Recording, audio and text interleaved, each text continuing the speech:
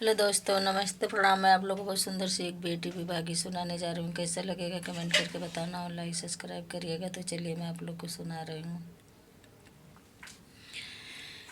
रोई रोई बेटी का है आंसू भरी नयनवा जी, हमके भी सरला पापा देई कन्यादान जी, हमें भी सरला पापा देई कन्यादान जी, हमें भी सरला पापा भी सराई दिहला गोदिया लाई जी, मम्मी भी सराई दिहली दूधवा पियाई जी, मम्मी भी सराई देली दूधवा पियाई जी, मम्मी भी सराई देली। रोई रोई बेटी का है आंसू भरी नयनवा जी, हमें भी सरला चाचा देई कन्यादानवा जी, हमें भी सरला चाचा देई कन्यादानवा जी, हमें भी सरला चाचा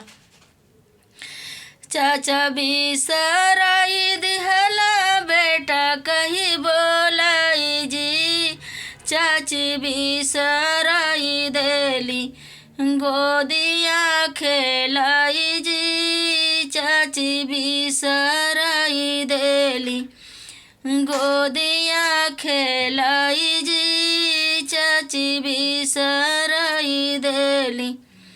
रोई रोई बेटी का है आंसू भरी नयनवा जी, हमके भी सरला भैया धरिया गिराई जी, हमके भी सरला भैया धरिया गिराई जी, हमके भी सरला भैया भी सराई देहला बहिना कही बोलाई जी, भौजी भी सराई दिहली ननदो कही बोलाई जी, भौजी भी सराई दिहली ननदो कही बोलाई जी, भौजी भी सराई दिहली।